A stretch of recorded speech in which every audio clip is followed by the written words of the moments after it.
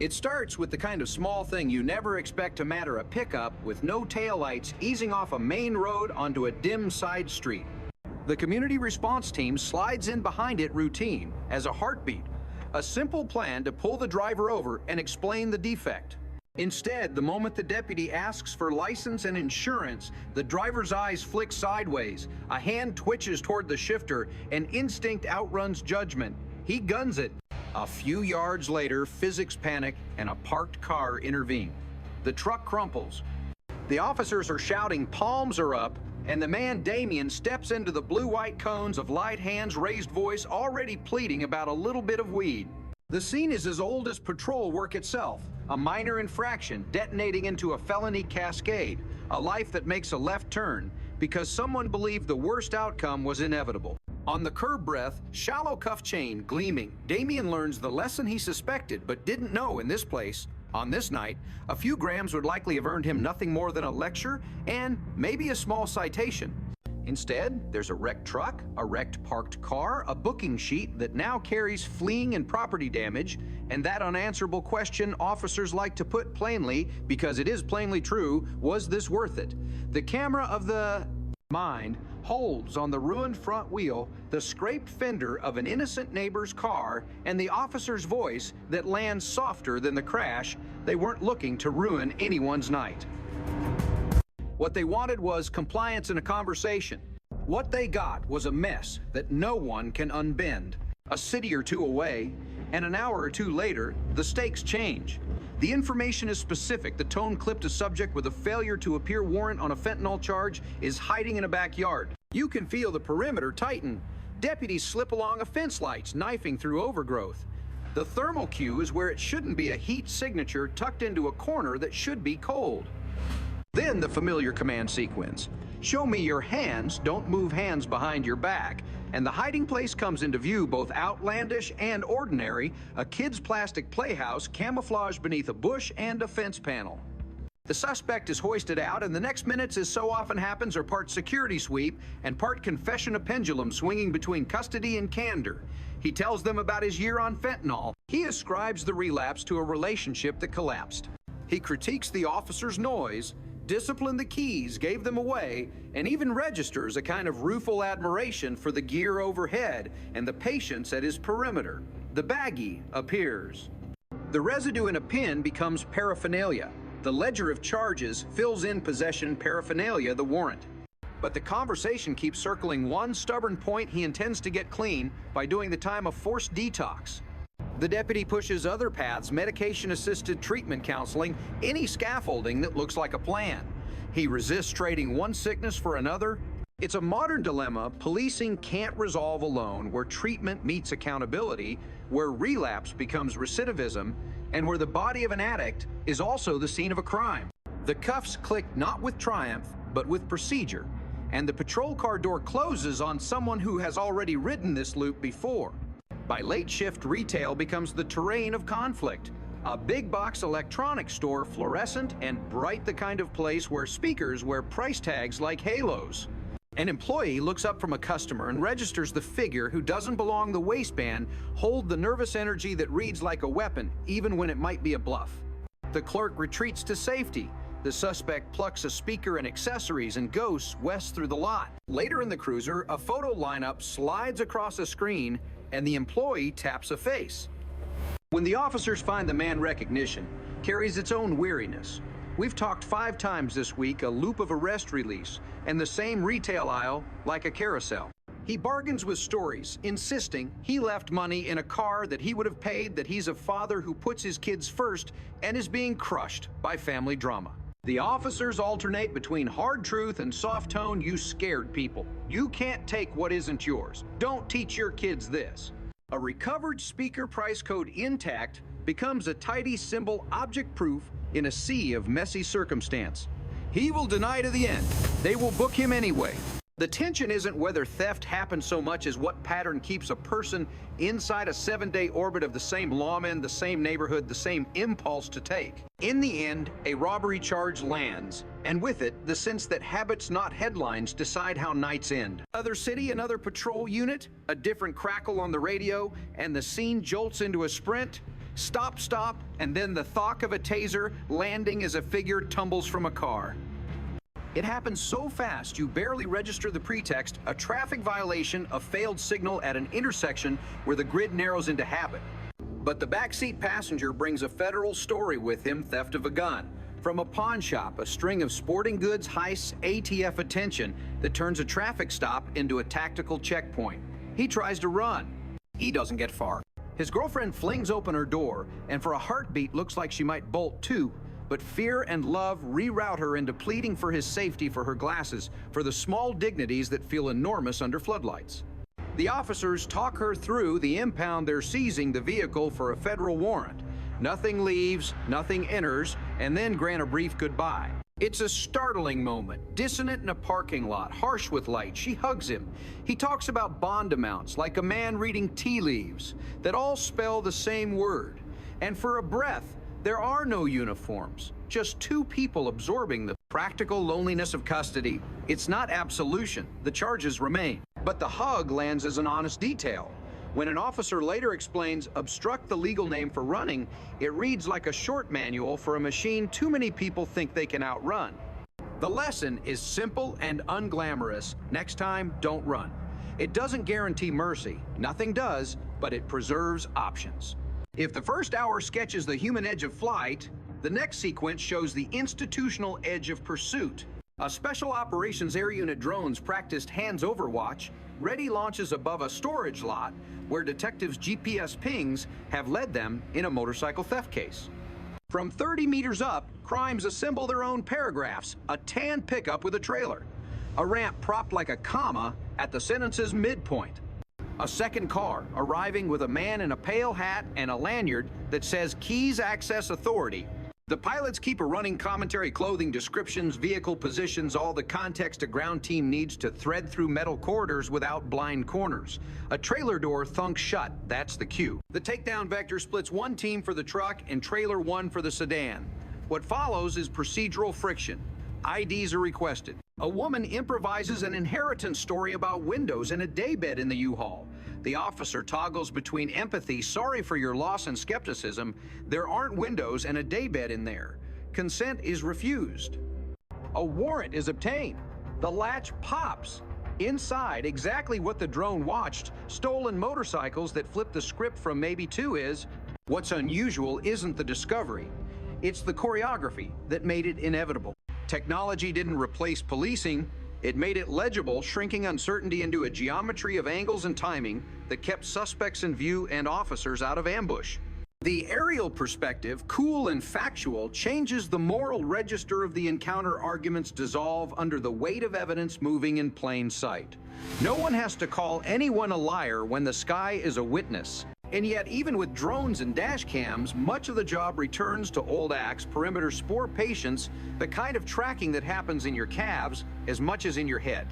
After a stolen vehicle pursuit, a suspect bails across a freeway, and the search drops to the human-level footprints under a canal, a black sweatshirt in shadow, a voice persuading a shape to crawl forward before the K9 adds teeth to the negotiation. The man insists they've got the wrong guy. He says he's been sleeping here, that the city is his, that coincidence can braid a rope tight enough to hang him. The officers don't argue, they show. The Jordans in the culvert are size 13 and so are his feet. The dash camera catches a figure leaping a fence wearing a black hat and those same shoes. If the shoes fit, an officer says a line that would be too theatrical if it weren't anchored in laces and inches. The suspect pivots, allows that if the other shoe turns up, maybe it's his. The story folds and refolds like paper running out of creases. By the time the cuffs lock, the offenses array themselves like chapters: felony, evasion, auto theft, hit and run. He keeps talking, trying to bend the narrative back to sleep and coincidence.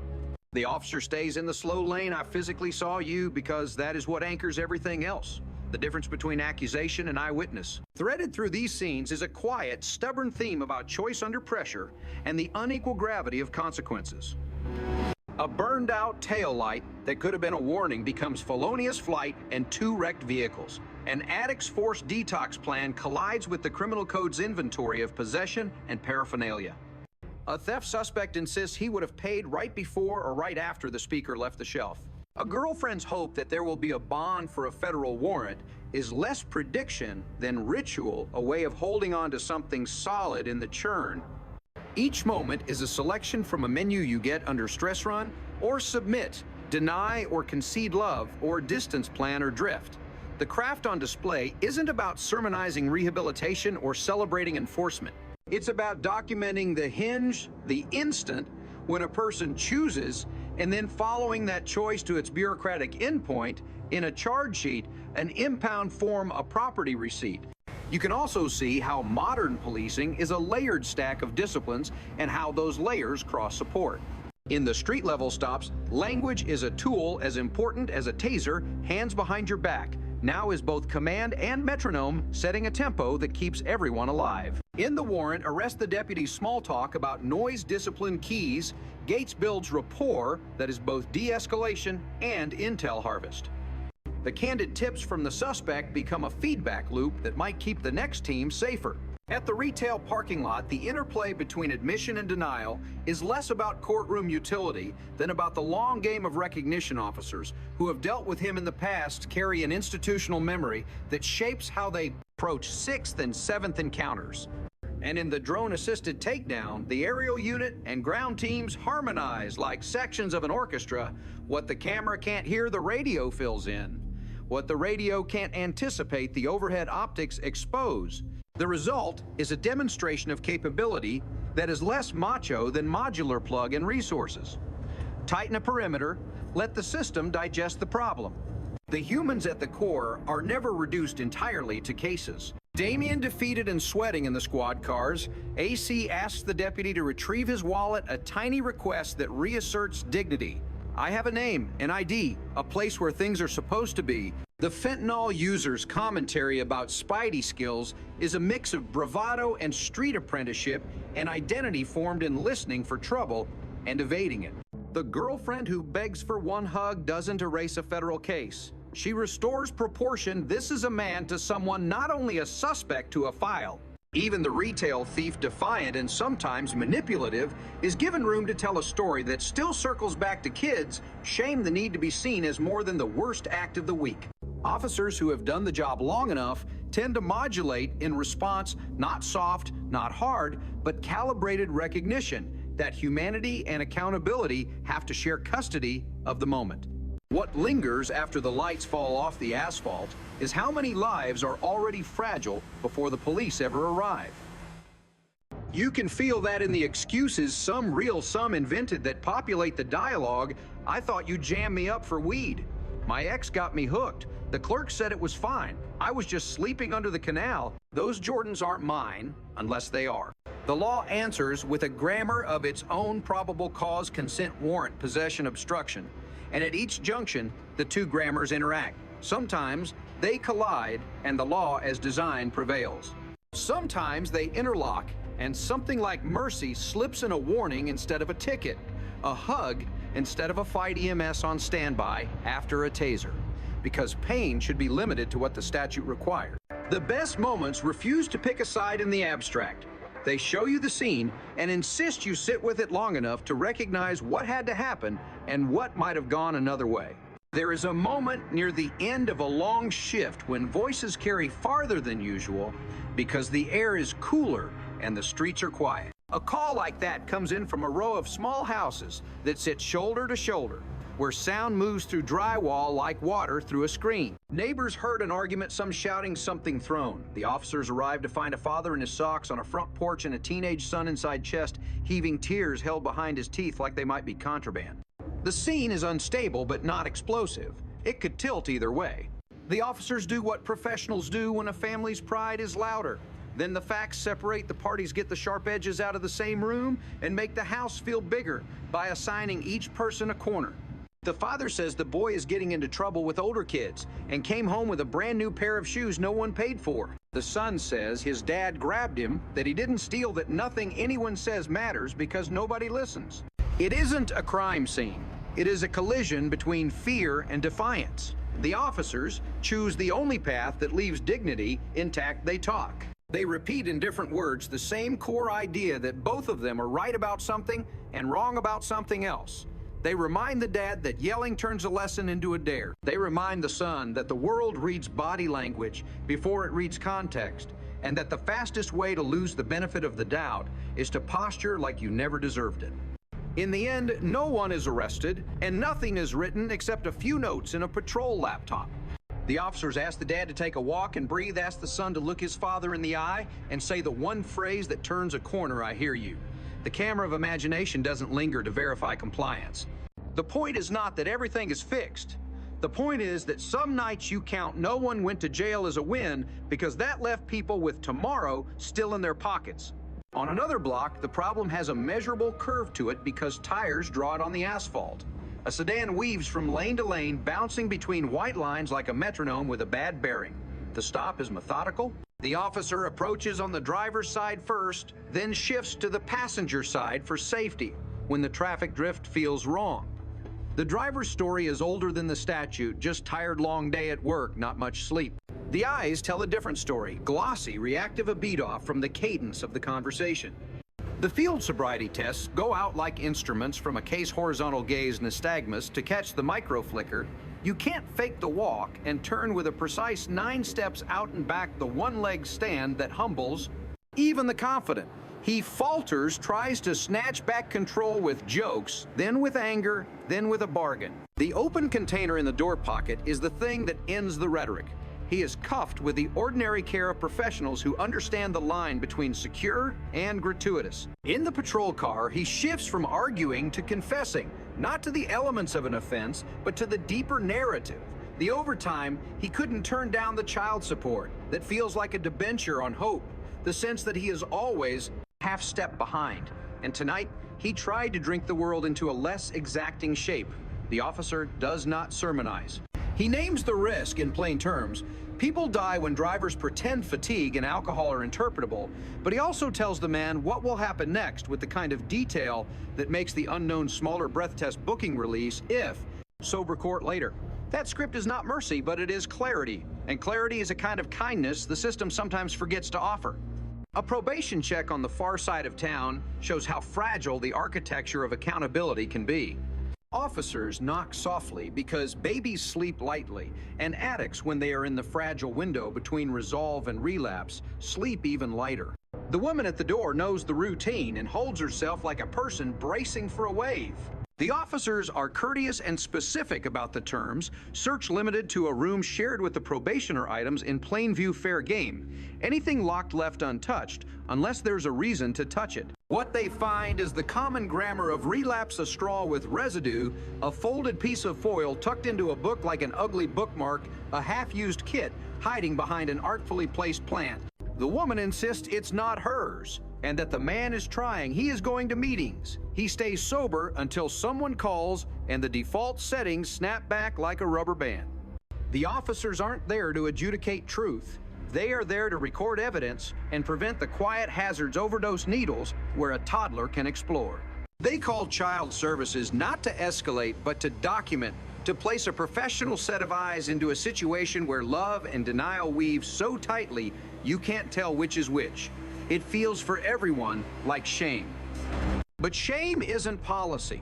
The officers inventory what they must and leave what they can. Outside a deputy who has seen more of this than he'll ever say, sums up the paradox: accountability hurts, but not as much as the alternative. Later still, a license plate reader pings a stolen tag on a car that looks too ordinary to be anything but a mistake.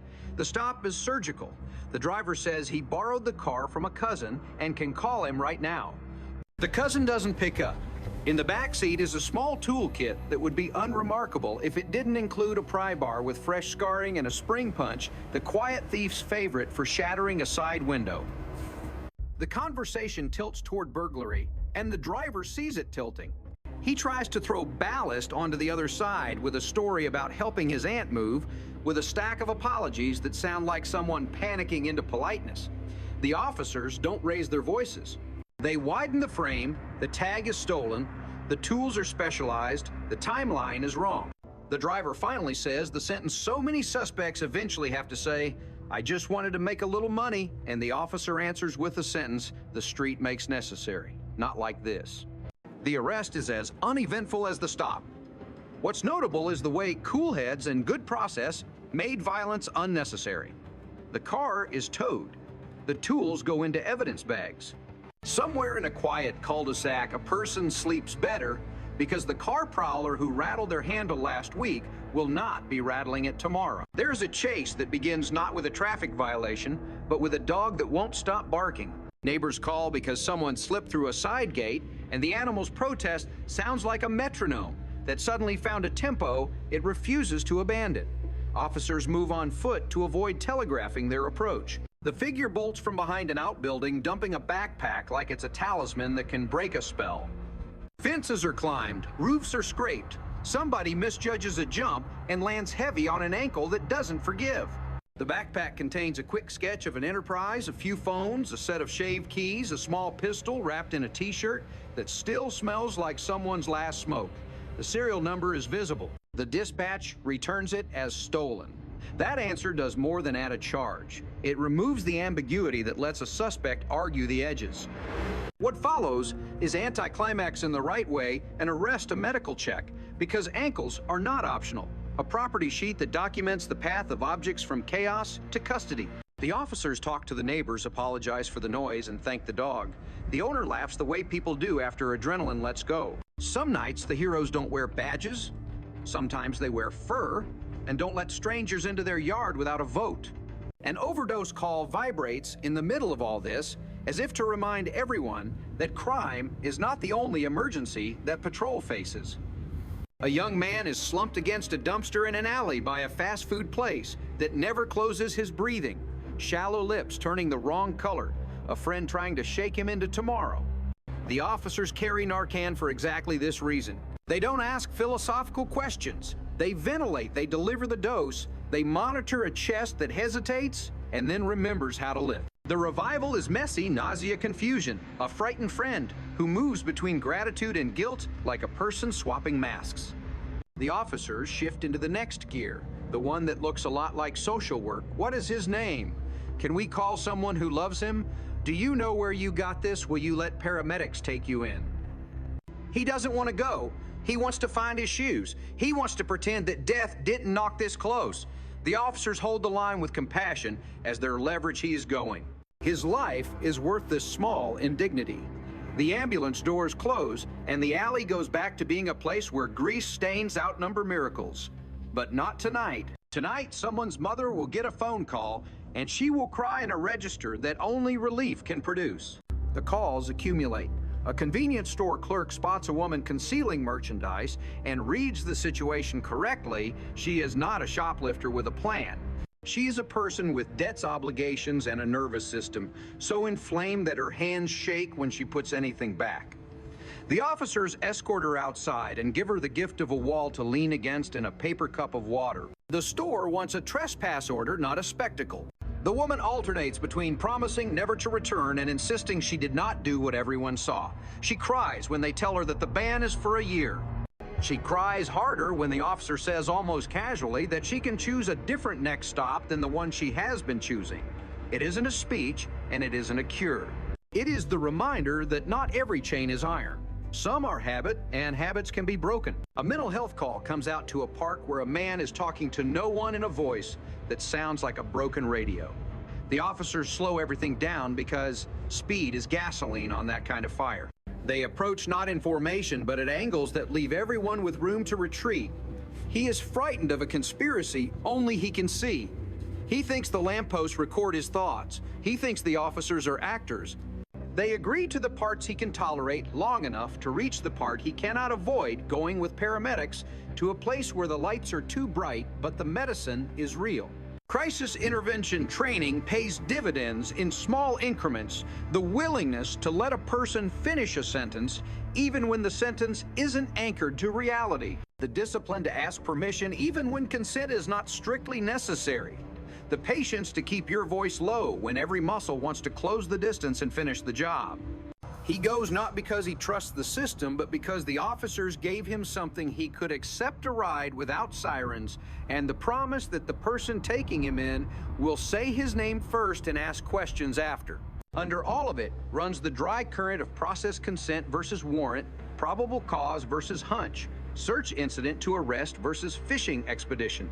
You can feel the training in the way an officer frames a question and then waits in the way a deputy narrates what their hands are doing when those hands disappear from view in the way body cameras record. Not just the suspect's words, but the officer's tone. It matters later in rooms the camera will never see. But it also matters now on dark streets, where the legitimacy of the action is the difference between a compliant detainee and a crowd that thinks it has a grievance. The drone team that found stolen motorcycles because GPS breadcrumbs led them to the right row of units demonstrates one end of modern capability. The beat cop who finds a lost child's mother because he crouches to eye level and asks the right simple question demonstrates the other.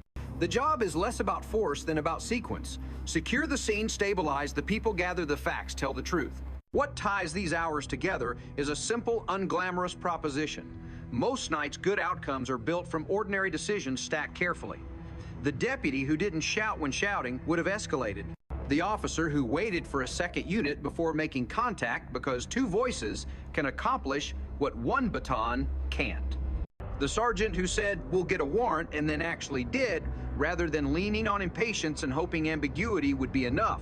The paramedic who treated the addict like a patient rather than a problem. The girlfriend who's standing under a sky bruised by parking lot lights gave a quick hug that sent a man into the system with a memory of being loved. None of it is cinematic. All of it is necessary. And if the episodes feel at times like a mosaic of small incidents rather than a single sweeping story, that is because the work itself resists narrative cohesion.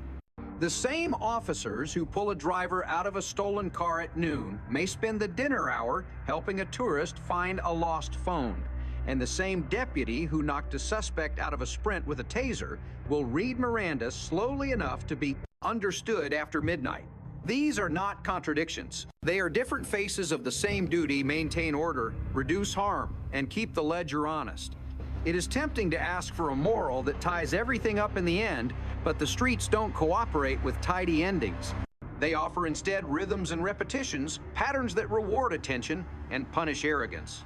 They offer the stubborn lesson that prevention is quieter than prosecution and therefore harder to celebrate, and that the best work rarely makes the news because it didn't explode. By the time dawn is close enough for birds to start their arguments, patrol units turn toward the station cars dirty with the day they inherited.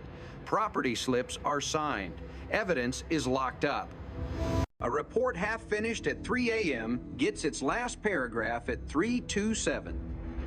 Someone laughs at a joke because the alternative is to carry the faces home like weights. Someone stares at a photo from a phone lineup and thinks about how often recognition is the first step toward redemption and also the first step toward handcuffs. There is a ritual in the way belts are unthreaded and radios are placed on chargers, in the way officers stop moving quickly because the need to move quickly has temporarily ended. The city, indifferent and loyal in equal measure, is ready to hand them another shift tomorrow. Between now and then, a boy will look at a pair of shoes and decide whether to return them. A father will decide whether to yell or to talk. A man who ran will decide whether to run again. And a woman who cried in front of a convenience store will decide whether to go back. Those choices are not cinematic either. They are the real program running underneath everything else. If a single idea deserves to be carried out of these hours and put somewhere easy to find it, is this small better choices compound, and so do small worse ones. A taillight no one fixed became a crash no one wanted. A baggie someone didn't throw away became a case that will echo through a household for months. A drone team that didn't rush its timing turned maybe into is without anyone getting hurt. A hug permitted instead of prohibited made a federal arrest feel less like a cliff and more like a steep hill. The job will never be simple, but it can be straightforward, and straightforward is not nothing. It is on most nights the difference between chaos and the manageable mess that most of us call life.